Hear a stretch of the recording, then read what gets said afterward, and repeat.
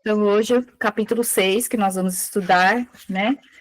Eu quero, antes de começar efetivamente o estudo, quero agradecer, né, pelas orações que eu creio que vocês oraram também, né, intercederam, eu coloquei lá no grupo o pedido de oração em favor da minha tia, né, e ela passou por um processo, a princípio a cirurgia foi tudo bem, né, e ela estava se recuperando, ela iria ter alta, mas Deus quis, né, recolhê-la, promovê-la às mansões celestiais, e embora para nós não seja fácil, né, perder alguém que nós amamos, não, é dolorido, mas Deus sabe de todas as coisas, né, e eu creio que esse tempo que ela esteve aqui conosco, desde que começou esse projeto, no início do ano, em janeiro, ela era bem assídua, ela estava presente em todos os encontros, né? Quando nós estudamos lá o livro Uma Vida com Propósito. Então, eu creio, né, que Deus trabalhou no coração dela, que esse foi o momento, né, de Deus trabalhar no coração dela e Deus sabe de todas as coisas, né? Embora a gente não entenda, mas Deus sabe. E a Bíblia fala que todas as coisas cooperam para o bem daqueles que amam a Deus. Embora nós não aceitemos, embora seja dolorido, mas que nós possamos estar firmes nessa palavra, né? Mesmo nós enfrentando situações difíceis, que a gente possa ter essa certeza de que tudo coopera para o nosso bem. Então, hoje nós vamos estudar o capítulo 6, e é um capítulo que falou muito ao meu coração, né? Fala sobre a espera, aprendendo a esperar. Aí ele começa com uma metáfora, né? Que diz assim: a lagarta não precisa de um milagre, precisa de um processo. Então, essa metáfora, né, vai nos ensinar que não é questão da pressa, né? Assim como uma borboleta ali precisa ficar aquele tempo dentro do casulo, esperando ali o tempo, né, de transformação, nós também precisamos esperar, né? Aprender a esperar o processo, aprender a respeitar o processo que Deus tem para as nossas vidas, né? Muitas vezes não é, a gente quer acelerar, a gente quer que Deus faça um milagre, que Deus faça algo assim instantâneo, né? Só que tem coisas que Deus, ele quer que nós respeitemos o processo. E o processo requer o quê? Requer tempo, requer espera, requer que nós aprendamos a esperar. E é sobre isso que esse capítulo vai falar. Aí ele começa assim, ó: todo cristão comprometido já entendeu ou se deparou alguma vez com a lição da espera. Os improváveis sabem que existe uma matrícula na escola do espírito, e um dos primeiros professores a se apresentar é o tempo. O tempo é necessário para sermos aperfeiçoadas e preparadas para os propósitos de Deus. Esperar foi uma lição mais que preciosa que Davi teve que aprender em sua caminhada profética, né?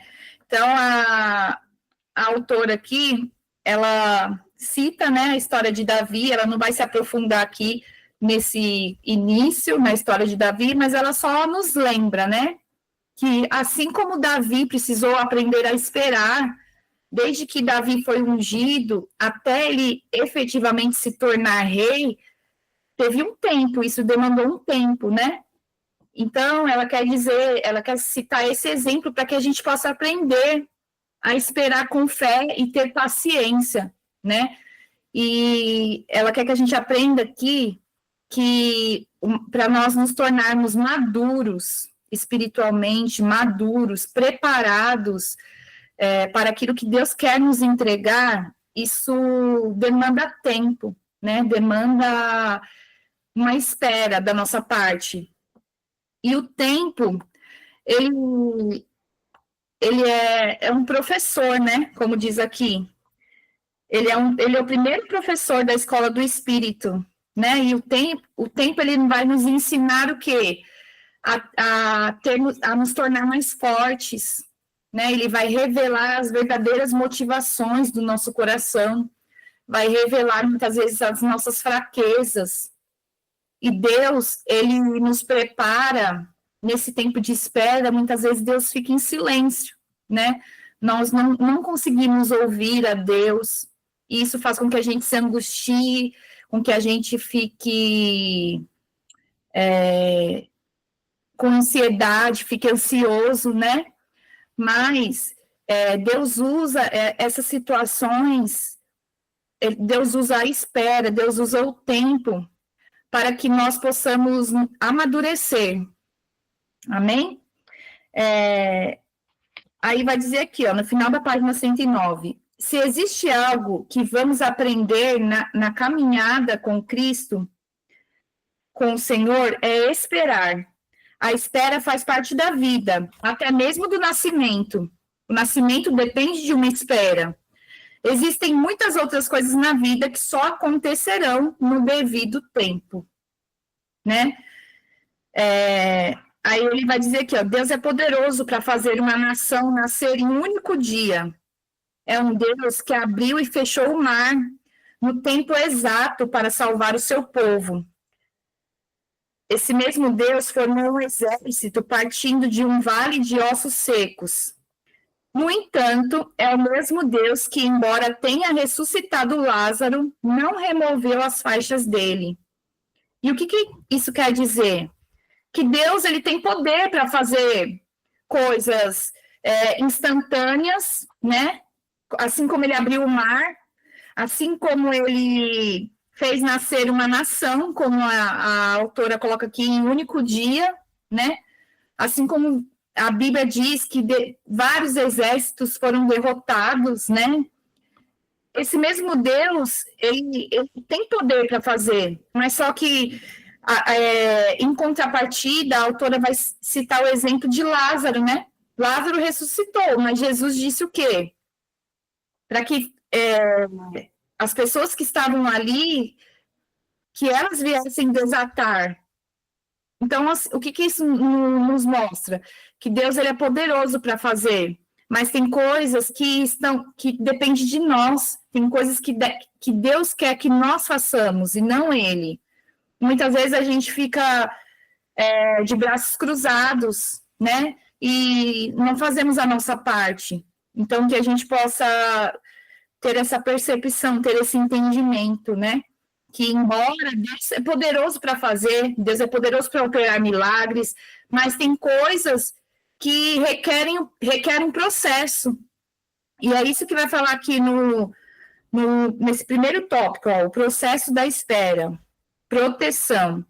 Aí fala aqui, ó, ressuscitar é um ato, né? Então, ressuscitar é uma coisa, foi rápida, né? Um milagre rápido que Deus fez. Mas desenfaixar é um processo. Foi um processo mais demorado, que eles iam ter que ir ali procurando a ponta e desenfaixando aos poucos, né? Então, da mesma forma, situações que nós vivemos, embora Deus possa fazer um milagre, mas muitas vezes Ele quer que nós passamos pelo processo. Por quê? Porque esse processo significa a proteção de Deus. Aí a autora vai dar o exemplo aqui, né? Que ela tem duas filhas, uma que é um pouco maior e outra que é um pouco menor. E aí ela falou, né? Que embora a filha dela mais velha, a primogênita, tenha acesso a lugares, a responsabilidades que a menor não tem, a menor vai ter, mas ela ainda não pode, por quê?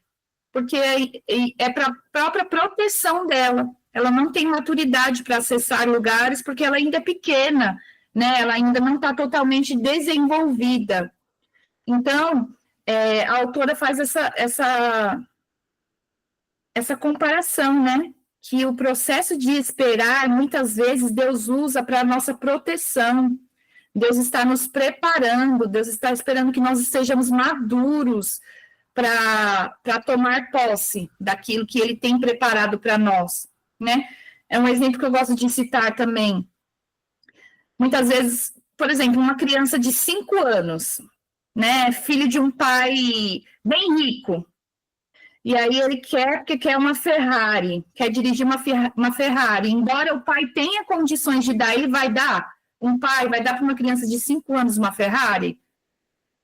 Não, né? Por quê? Porque ela ainda não tem maturidade, ela não tem condições de dirigir esse carro, de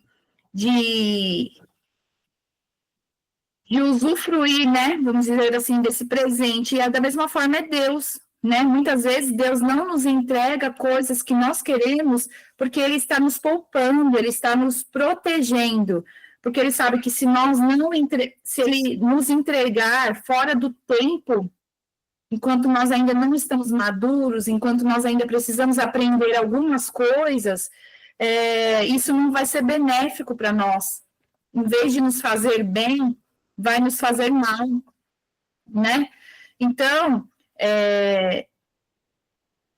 essa parte aqui está querendo nos ensinar que a espera, ela vai evitar que nós venhamos viver as promessas de Deus pela metade, que antes de nós frutificarmos, nós precisamos criar raízes, né? Nós precisamos amadurecer, estar firmes, porque se nós recebermos, às vezes, antes do tempo, nós podemos não suportar, nós podemos desmoronar. Então, temos que esperar o momento certo. O próximo tópico vai falar, assim, o processo de espera, que é a confiança, mais uma etapa do processo de espera que envolve a confiança. Muitas pessoas não confiam em Deus porque não têm um relacionamento com Ele ou não o conhecem. Isso quer dizer que quanto mais distante e raso for um relacionamento, mais medo e insegurança serão gerados. E o que a autora nos ensina com esse tópico, né? Tem uma parte aqui que ela vai dizer assim, ó, que nós só confiamos nas pessoas com que nós temos relacionamento, né? Muitas vezes a gente não aprendeu a confiar em Deus, a gente ainda se pega, tem horas assim, esquecendo de confiar em Deus, não conseguindo se entregar totalmente a Deus, porque nós não temos um relacionamento profundo com Ele, né? E a autora vai nos ensinar aqui que confiar em Deus não é algo que nasce assim, automático, né? É o resultado de uma caminhada contínua, de uma caminhada real e contínua com Ele, né? E durante esse processo de espera, a nossa fé ela precisa ser sustentada por um relacionamento íntimo com Deus, né? Não apenas expectativas, não apenas de ouvir falar, né? Mas de um relacionamento íntimo. E aí, ela vai nos apresentar 4 ações que precisam ser levadas em consideração para que essa confiança em Deus seja cultivada. O primeiro é permanecer firme na última orientação recebida. O que quer dizer isso, Thalita? Aí ela vai dizer aqui, né? Se você está em dúvida, permaneça na última palavra do comandante. Então, se você tem dúvida sobre o que fazer, se você não sabe, se você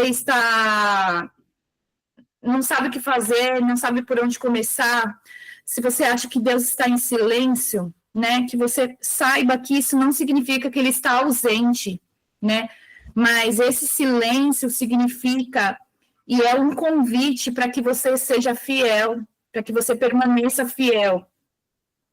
E a autora vai nos dar um exemplo, né, que num campo de batalha, se um soldado ele se perde, a ordem que é dada a ele é que ele precisa obedecer a última ordem que foi dada a ele, né?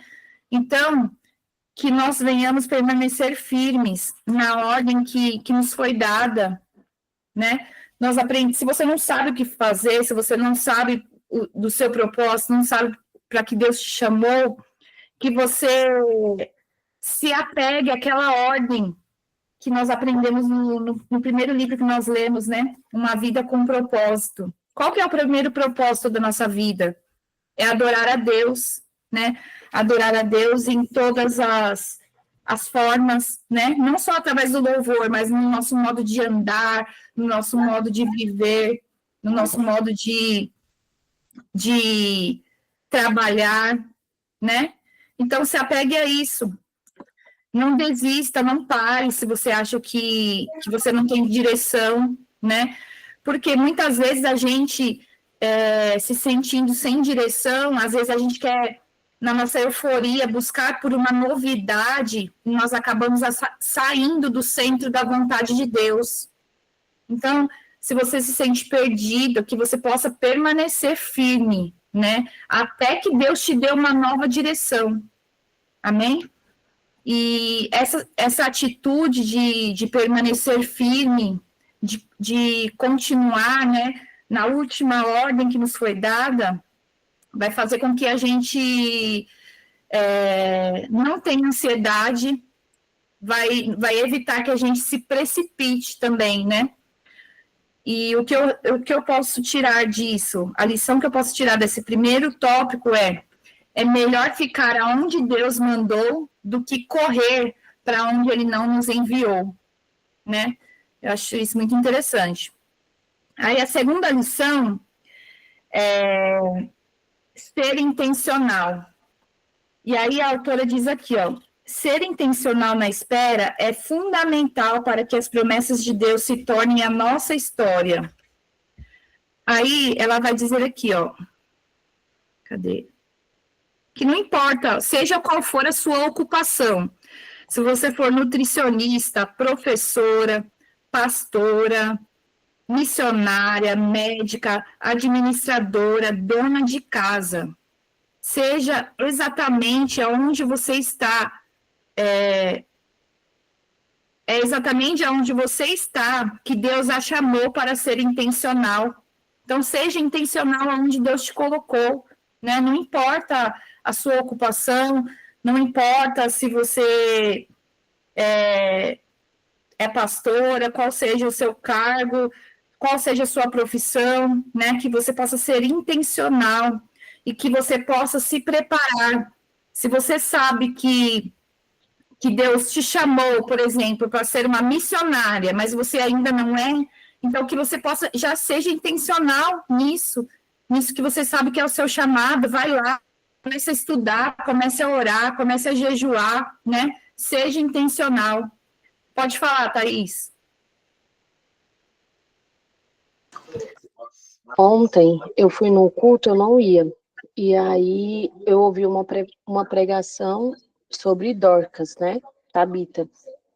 E o que me chamou a atenção? Que Dorcas, ela não trabalhava fora.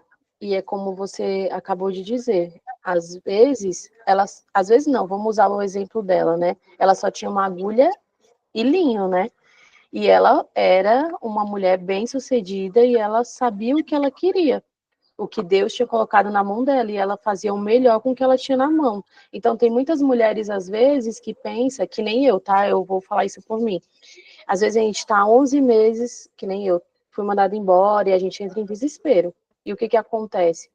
É um tempo que Deus me deu para mim e buscar Ele profundamente, me aprofundar, para me ser aquilo que eu não era, porque você ir para a igreja e você buscar não é você ser crente, você tem muita gente que vai e ocupa banco, mas não busca verdadeiramente. E Deus falou muito comigo, e como você acabou de dizer, às vezes a gente não tem aquela postura, né? Às vezes a gente está com aquela dúvida. E não, e Deus tem um tratar com cada uma. E Deus coloca as direções, coloca tudo no tempo certo, porque nada é no nosso tempo, é no tempo dele. É isso. É isso mesmo. Sejamos como Dorcas, né? Sim. E como você falou, fazer o melhor de acordo com as nossas possibilidades, né? Com aquilo que está na nossa mão, com o tempo que nós estamos vivendo, né? Às vezes a gente fala assim, quando eu conseguir tal coisa, eu vou me dedicar, né? quando eu tiver uma casa maior, eu vou cuidar melhor. Não, haja no hoje, com o que você tem, dê o seu melhor hoje, né? Com aquilo que Deus já te deu. E o terceiro tópico aqui, cadê? A terceira postura é considerar permanecer no lugar da oração, né? E estar no lugar da oração. O que foi, Lucas?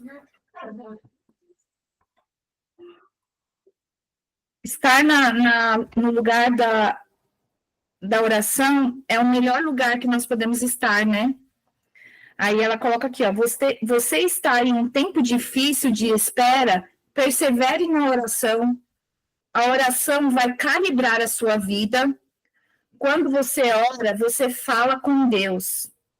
Fique atenta também para ouvir a resposta, e Ele falará com você, né? Muitas vezes a gente só ora, só pede, mas a gente também não presta atenção naquilo que Deus tem para nos falar. E Deus fala, porque a oração é nós conversarmos com Deus, né? E muitas vezes a gente ora tão rápido, né? Muitas vezes só aquela oração de beirada de cama, antes de dormir, na hora que acorda. Nós nem damos tempo de Deus falar conosco, de Deus falar ao nosso coração. Então, que a gente possa se atentar a isso, né? Permanecer na oração. Orar durante a espera não só muda a situação, mas muda você, né? Muda eu, muda você. E é na conversa com Deus que a nossa confiança ela vai se fortalecer. E o quarto ponto é exatamente o fruto desse terceiro que eu falei. É o fruto de nós permanecermos em oração. O quarto ponto é cultivar a intimidade com Jesus. Como que nós cultivamos a intimidade com Jesus? Como que nós nos tornamos mais íntimo dele? É através justamente, né, do tempo que nós dedicamos a ele. Quanto mais eu me aproximo dele, mais íntimo nós nos tornamos, né? Exatamente como nós nos relacionamos com as pessoas, né? Quanto mais tempo você passa com uma pessoa, mais íntimo você se torna dela, você começa a aprender os gostos, você começa a aprender até o modo de falar. Às vezes a gente convive tanto com uma pessoa que sem perceber a gente acaba pegando o mesmo jeito de falar, os mesmos gestos, e da mesma forma com Deus, né? Da mesma forma com Jesus. E a espera, ela vai se tornar mais leve, né? Quando a gente não fica apenas focando no tempo que está demorando. Ai, meu Deus, mas está demorando para chegar. O Senhor me prometeu e até agora nada, né? Ai, mas está demorando para me conseguir realizar esse sonho. Tá demorando tempo para a promessa que o Senhor fez na minha vida se concretizar, né? E quando a gente passa esse tempo de espera, tendo intimidade com Jesus, você muda o foco, né? Você muda o foco, você não fica apenas prestando atenção ali no tempo que está demorando, mas você se dedica, né? Você desfruta dessa intimidade com Ele. E você transforma essa espera em adoração.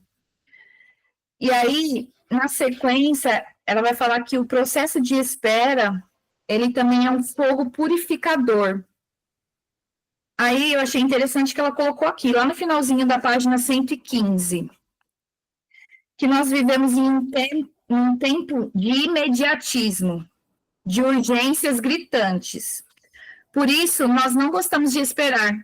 E é bem assim, né? Nessa era que nós estamos vivendo, de tudo tão rápido, de fast foods, você compra hoje, amanhã já está na sua casa, às vezes você compra hoje mesmo está na sua casa, tudo tão rápido, ninguém mais quer esperar nada. A gente só quer que as coisas sejam instantâneas, sejam automáticas. E muitas vezes nós somos tentadas a seguir por atalhos, a autora coloca aqui, né? Esses atalhos podem até parecer mais fáceis, mas são, na verdade, atrasos vestidos de agilidade. aceitar o tempo e a espera de Deus é infinitamente mais proveitoso. Então, que nós não venhamos pegar atalhos, né? Que a gente não venha, às vezes, querer encurtar o caminho, fazer igual Sara, né? Que quis ajudar, ela tinha promessa, Deus deu a promessa ali que ela teria um filho, e o que ela fez? Ela quis passar à frente de Deus, né? Foi lá, já conversou com o esposo dela, já quis ajeitar ali a serva, Agar, né? Quis dar uma ajuda para Deus, pegar um atalho ali para se concretizar mais rápido a promessa. E esses frutos, né, são colhidos até hoje, frutos da desobediência, frutos da pressa. Então, que a gente possa saber esperar. E aí, ela vai dizer aqui, a autora, nos momentos de espera em Deus, o tempo vem como um fogo purificador para remover aquilo que não agrada a Deus. Um fogo que remove o medo, a timidez, as expectativas erradas e tudo o que está em nós que não procede de Deus. Então, o que ela quer dizer? Que muitas vezes essa espera que nós estamos enfrentando é uma forma que Deus está usando para remover coisas que não agradam a Ele de nós, de dentro de nós. Muitas vezes remover o medo, remover a timidez, né? Remover sentimentos, atitudes que não agradam a Deus. E o orgulho, né? Muitas vezes, a nossa imaturidade, né? Então, aí ela vai dizer aqui, ó, que assim como a prata que reflete o ourives após ela ser purificada, nós também nos tornamos um reflexo de Cristo após passarmos pelo fogo do tempo. Então, respeite o processo, né? Respeite o tempo. Saiba que Deus está usando o tempo ao seu favor, né? O tempo não é para te matar, não é para te prejudicar, não é para você sofrer, mas é uma forma que Deus está te ensinando, está usando para te tornar melhor, para te preparar. Aí o próximo tópico é o processo da espera, que é a escola do quebrantamento. Aí lá no final da página 17, ela diz assim, ó, que em muitos textos bíblicos nós podemos identificar o quebrantamento como o fundamento necessário para o início da nossa transformação. Ele é a matéria-prima da lapidação de Deus em nós.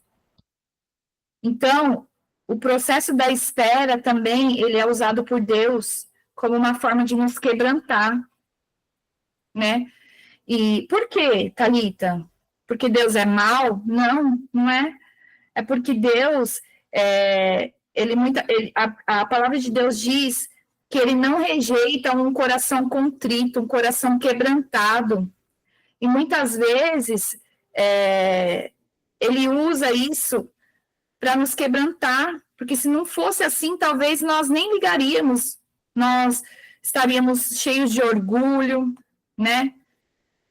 E esse processo de espera faz nós nos humilharmos, nós dependermos de Deus, nós temos o nosso coração quebrantado.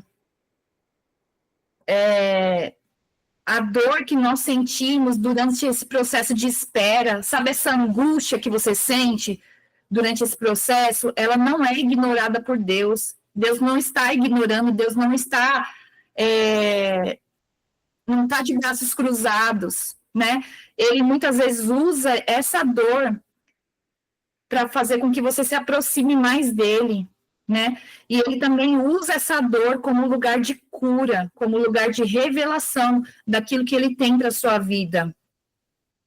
E esse processo, né, de quebrantamento, ele faz com que nós sejamos mais ensináveis, com que a gente se torne ensinável, com que a gente se torne mais humilde, com que a gente quebre o nosso orgulho e com que nós nos tornamos mais sensíveis e dependentes de Deus.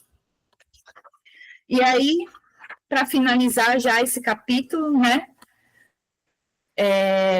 nós podemos concluir, né, com tudo que a autora nos disse aqui, que a espera, ela não é uma pausa na nossa vida sem sentido. Deus não nos faz esperar simplesmente por esperar. Não, é uma forma pedagógica de Deus nos ensinar. Deus está querendo nos ensinar algo, né? É uma forma de construir algo dentro de nós. E aí, cada etapa do tempo, Deus vai nos dando um tijolo, e com esse tijolo, ele está moldando o nosso caráter, né? Ele está construindo um novo caráter dentro de nós, ele está amadurecendo a nossa fé, ele está nos dando sabedoria e nos fazendo ser mais dependentes dele. E para finalizar, eu coloquei uma frase aqui, né? E eu quero convidar vocês a repetir essa frase junto comigo, que vem de acordo com aquilo que nós aprendemos aqui, né, essa noite. Dizendo assim: Senhor, eu escolho confiar no teu tempo, ser fiel quando espero. Vocês ouviram? Então vamos lá. Eu escolho confiar no seu tempo. Eu escolho confiar no seu tempo. E permanecer. Deu muito eco.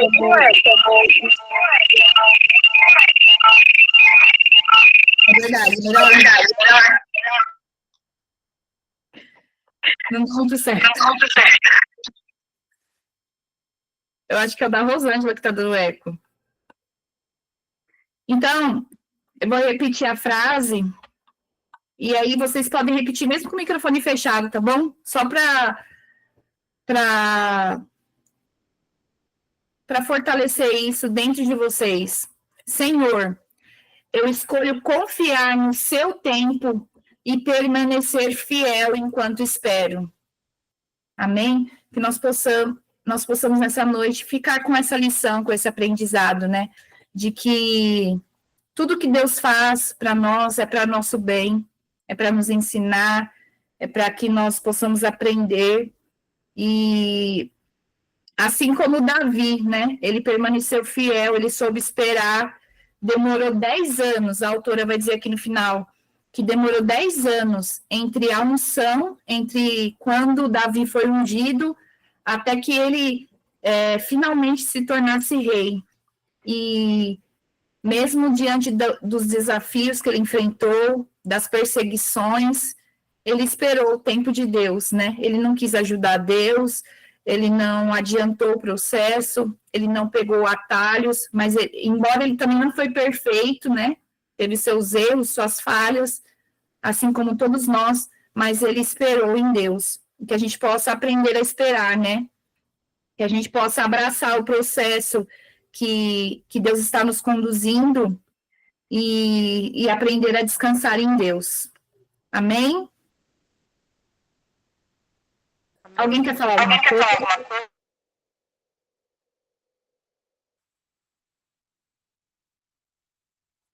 Alguém quer fazer algum comentário antes da gente encerrar?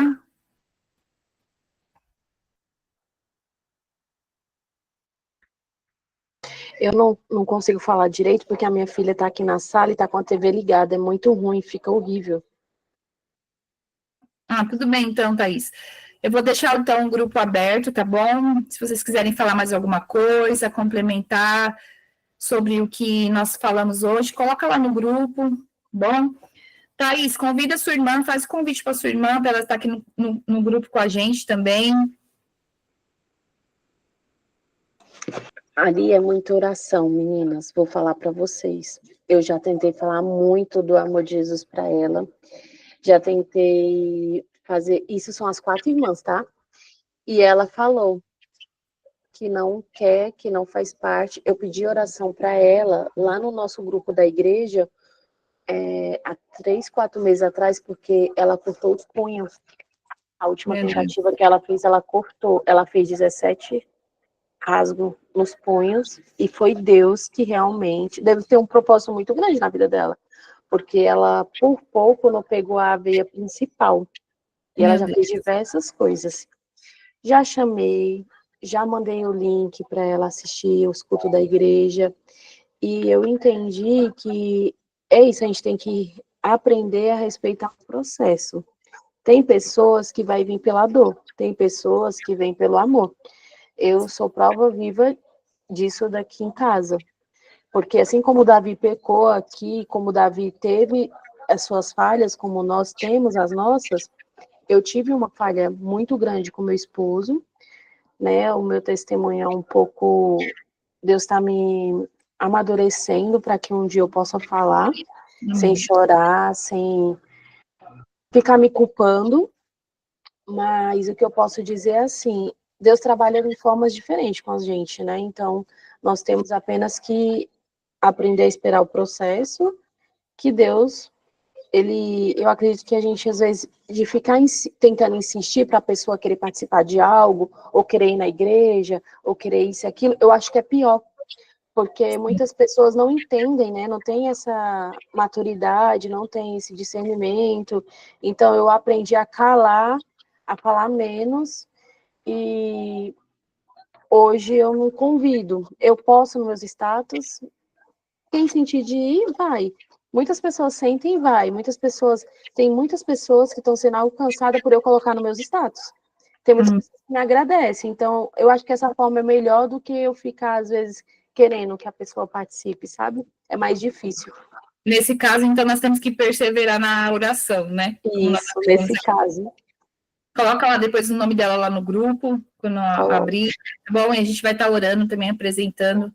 Tem um caderno aqui meu de oração, e toda vez que eu oro, eu apresento, né? Às vezes as pessoas me pedem, eu vou colocando naquele caderno ali, e todas as minhas orações eu apresento ao Senhor.